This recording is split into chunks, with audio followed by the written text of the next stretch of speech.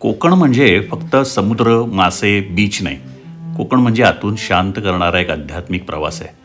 आज मी तुम्हाला घेऊन चाललोय मालवणच्या अशा देवस्थानांकडे जिथे फारशी गर्दी नाहीये, जी कदाचित तुम्हाला माहितीही नसतील. शेवटपर्यंत पाहत राहा. आजच्या दिवसाची सुरुवात मी गणेश दर्शनाने करायची ठरवली. हे माघी गणेश मंदिर मी जिथे राहत होतो तिथे बाजूलाच होतं. आणि मालवणमधलं आणखी एक फेमस गणेश मंदिर, हा जो सोनेरी गणपती आहे, हा मालवणमधलं हे मंदिर खूपच सुंदर आहे. मालवणला सोडून आज मी निघालो होतो मालवण जवळच्याच एका अर्धा पाऊण तासावर असलेल्या मसुरा नावाच्या गावाला. तिथे एक पेमवडे नावाचं छोटंसं गाव आहे. तिथल्या एका होमस्टेमध्ये आज रात्री मी राहणार होतो. मालवण म्हटलं की डोळ्यासमोर येतात फक्त समुद्रकिनारे, मासे, पर्यटक. पण त्यापेक्षा मालवणची अशी एक ओळख आहे ज्याला आपण आध्यात्मिक ओळख म्हणू शकतो. मालवणच्या आजूबाजूला अनेक असे स्पॉट आहेत जे काही फेमस आहेत, काही अजून फेमस झालेले नाहीत. त्यातला हा एक ओझरचा ब्रह्मानंद स्वामींचा मठ. अतिशय सुंदर जंगलामध्ये असलेला हा मठ आहे. इथली शांतता, इथली प्रसन्नता ह्या जागेचं महात्म्य सांगत होते. ब्रह्मानंद स्वामी हे दासबोध परंपरेतील एक महान संत, आध्यात्मिक गुरु आणि समर्थ रामदास स्वामींच्या परंपरेतले हे मानले जातात. ते एक संन्यासी संत होते. योग, साधना, वैराग्य आणि शिष्य परंपरेवर त्यांचा भर असायचा. कोकणातील आध्यात्मिक चळवळ यांच्यामुळे जास्त मजबूत झाली. ओझर नावाचं जे गाव आहे तिथलं ही एक शांत अशी परिसर आहे, गुहा आहे आणि फारच सुंदर जागा आहे ही.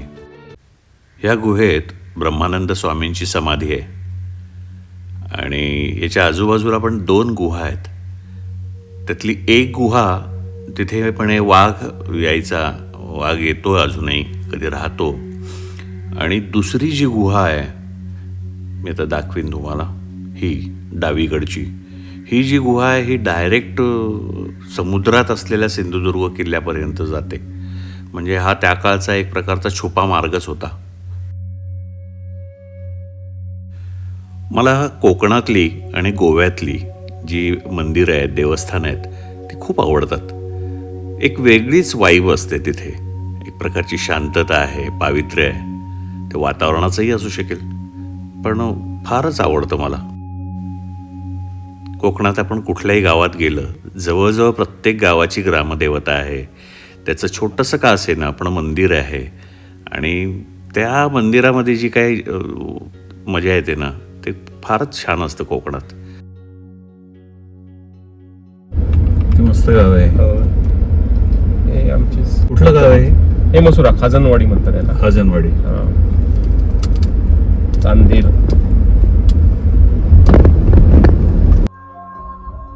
आता मी आलोय कांदळगावच्या रामेश्वर मंदिरामध्ये. माझ्या मागे तुम्हाला दिसत असेल हे मंदिर. कोकणामध्ये अशी काही ठिकाणं असतात जिथे पोहोचल्यावर शब्द कमी पडतात आणि शांतता स्वतः बोलू लागते. कांदळगावचं हे रामेश्वर मंदिर त्यापैकी एक. हे भव्यता दाखवणारं देवस्थान नाही आहे. इथे गजबज नाही आहे, दिखावा नाही आहे, पण अखंड विश्वास आहे, एक शांतता आहे. या गाभाऱ्यात विराजमान आहेत भगवान रामेश्वर, म्हणजे शिवाचं रूप आहे हे. रामेश्वर हे नाव श्रीरामाने रावण वधानंतर शिवलिंगाची पूजा केली या कथेशी जोडलं जातं. देवाचं स्वरूप त्या माणसात येतं. अच्छा. म्हणजे वारेसूत्र म्हणतात. हां तो डायरेक्ट देवाशी आपण मूर्तीशी बोलू शकत नाही ना. हां मग तो एका रामेश्वर जे काय सांगायचं एका माणसाच्या शरीरात येतो आणि ते बोलणार. अच्छा.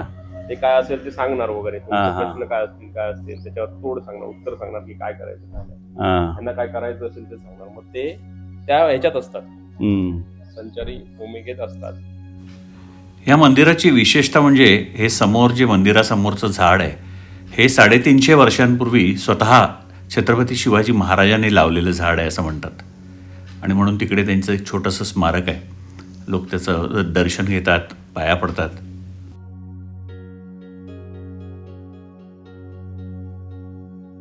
एक हां. 5 पायऱ्या ज्या म्हणतात ना, म्हणजे समाजातले 5 5 घटक, 5 ते घटक. 5 प्रतीक आहेत. अच्छा. ते 5 जण असणार हा आणि ते पूर्ण इथून जाणार चालत चालत. हा एक कुशेवाडा म्हणून आहे, त्यावेळेचे कुशे म्हणून आहेत, त्या जे गलबत वगैरे होते हा. त्यांच्या इथे विश्रांती करणार. अच्छा. दुसऱ्या दिवशी उठून किल्ल्यावर जाणार होडीत. मग ते त्या ह्याच्यातच असतात, संचारामध्ये असतात. मस्त. महाराजांचं दर्शन घेऊन आम्ही पेमावडे गावाकडे निघालो. आज जिथे मी मुक्काम करणार होतो, हे एक होमस्टे आहे. आता आपण मसुरा या गावातनं पास होतोय.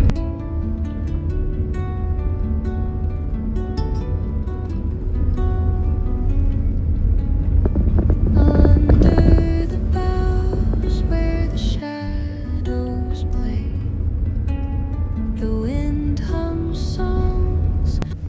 आजचा माझा मुक्काम पेमावडे या गावामध्ये मी करणार होतो. हे गाव डांगमोडे आणि मसुरा याच्यामध्ये येतं. फारच छान आणि स्वच्छ सुंदर गाव आहे. एक प्रकारे जंगलाचा फील येतो. हे बघा, हे जे दिसतंय हा तो बंगला आहे. गड नदीला लागूनच असल्यामुळे या होमस्टेचं नाव त्यांनी गड रिव्हर होमस्टे असं ठेवलंय. 3 प्रशस्त बेडरूम असलेलं हे घर एखाद्या कुटुंबाला इथे आठवडाभर राहायला खूप छान आहे. आजूबाजूला नदी आहे. हे बघा, तर हे पहिली बेडरूम आहे ग्राउंड फ्लोअरची आणि सगळं आहे अगदी. वॉर्डरोब, त्याला अटॅच बाथरूम आहे. इथून आपण पहिल्या मजल्यावर आलो. इथे एक बेडरूम आहे.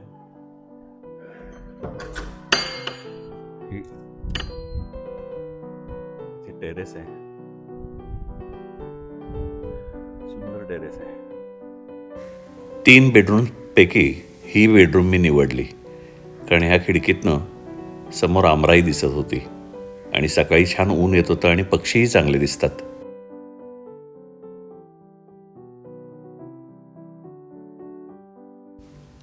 ही एक बेडरूम, म्हणजे ऐसपैस एकूण 3 बेडरूम होत्या आणि स्वच्छता होती. फक्त त्यांची एकच अट असते की इथे येऊन दारू पिणं ते नाही चालत त्यांना. त्यामुळे कुटुंब असेल, फॅमिली असेल आणि शांतपणे येऊन जर राहायचं असेल 4-8 दिवस, तर हा होमस्टे फारच छान आहे. मी डिस्क्रिप्शनमध्ये यांचा नंबर देतो. कोणाला जर इच्छा असेल तर त्यांच्याशी बोलून घ्यावं डायरेक्ट. ग्राउंड फ्लोअरला एक मोठा हॉल आहे.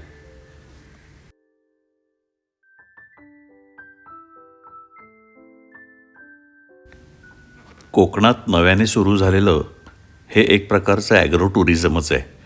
म्हणजे एकीकडे लोकल बांधव शेती करतात, जसं ही कलिंगडाची शेती लावली आहे.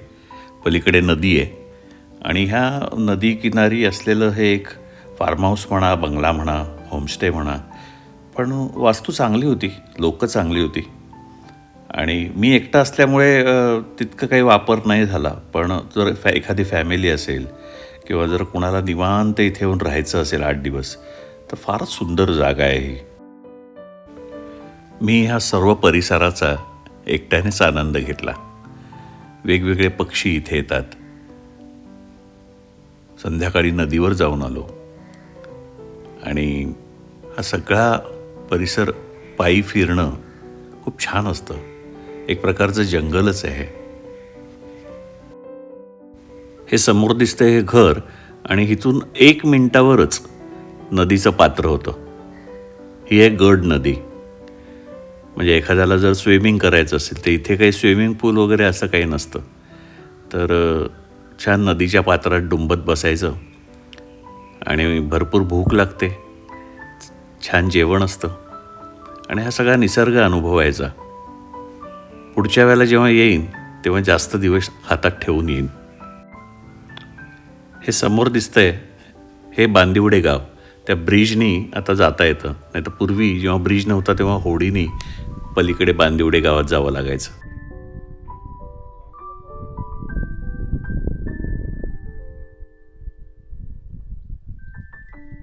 एकदम निर्मनुष्य आहे. बॅगा ठेवून मी निघालो अंगणेवाडीला भराडी देवीच्या दर्शनाला. अंगणेवाडीचं नाव मी खूप ऐकलं होतं आणि तिकडची भराडी देवी ही प्रसिद्ध देवी आहे कोकणामध्ये. त्यामुळे आता मी आलो अंगणेवाडीच्या ह्या मंदिरामध्ये.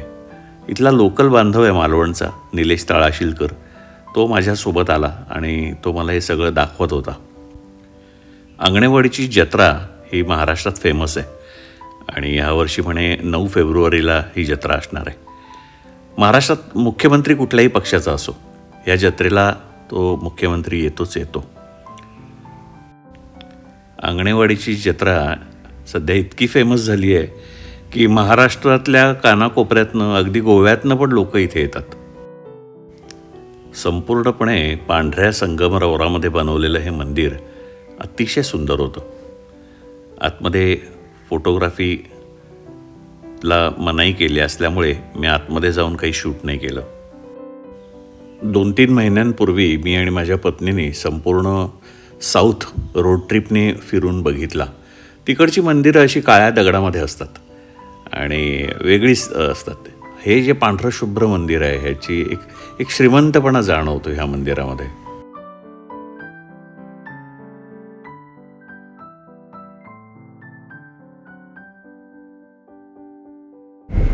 कोकणपट्ट्यातली दक्षिण पण, काशी म्हणून जी ओळखली जाते ही अच्छा. कुणकेश्वर आणि हे दोन. त्याच्यानंतर कुणकेश्वरची मोठी जत्रा ती 3 दिवस असते. ओके. पण मग हे एवढं अंगणेवाडीचं जे जत्रा किंवा या देवीचं जे हा. हे महात्म्य आहे हा. त्याचं कारण काय? म्हणजे ही जागृत देवस्थान आहे का? जागृत देवस्थान म्हणजे असं आता हे आहे एक अंगणे फॅमिलीचं एक कुलदैवत म्हणून. अच्छा. आख्यायिका अशी आहे की त्या लोकांना तिथे एक गुराख्याला वगैरे काहीतरी असं त्याची गाय तिथे दूध द्यायची वगैरे असं हा. ते आख्यायिका आहे. आता खरं हम्म. माहिती नाही. म्हणून तिथे मग त्याने ते शोधाशोध केली तर तिथे पाषाण मिळालं. ते पाषाण स्वयंभू आहे खाली. अच्छा. जमिनीतच आहे. म्हणजे आता ते कोटा वगैरे लावल्यामुळे नाही तर ते काड्या दगडामधलं एक पाषाण आहे असं आहे. त्याच्यानंतर मग ते गावचे वगैरे आता इथे जलमंदिर एक आतमध्ये आहे. आता आम्ही भराडी देवीचं दर्शन घेऊन निघालोय आणि आता माझ्यासमोर सोबत निलेश तळाशीलकर आहेत. हे मालवणचे स्थायिक आहेत, लोकल आहेत. तर ते मला सांगत होते की जेव्हा अंगणेवाडीची जत्रा असते तेव्हा इथे म्हणे प्रत्येक घरामध्ये नैवेद्य दाखवण्यासाठी जेवण केलेलं असतं आणि कुणीही कुठेही जाऊन जेवू शकतो है ना. देवीला संध्याकाळी नैवेद्य झाल्यानंतर रात्रीचं जेवण कुठल्याही घरात आपण जाऊन म्हणजे पाहुणे आलेत म्हणून ते अच्छा जेवण असतं सगळ्यांना. आणि किती दिवस चालते ही जत्रा? 1.5 दिवस. दुसऱ्या दिवशी संपते अथवा नंतर संपते.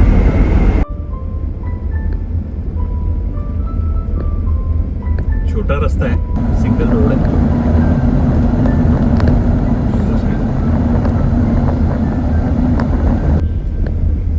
हे समोर दिसतंय हे जलमंदिर आहे. मला आज बघितलेल्या सगळ्या मंदिरातलं सगळ्यात आवडलेलं मंदिर हे आहे. आजूबाजूला सगळं जंगल आहे आणि अतिशय शांत असं हे वातावरण आहे. मंदिराची रचना बघा, इतकी अप्रतिम रचना आहे की तासभर काढल्याशिवाय तुम्ही पुढे जाऊच शकत नाही. इतकं सुंदर मंदिर होतं हे. गाभाऱ्याकडे जाताना दोन्ही बाजूला पाण्याची कुंड आहेत आणि बाजूला बसायला मस्त सोय केलेली आहे.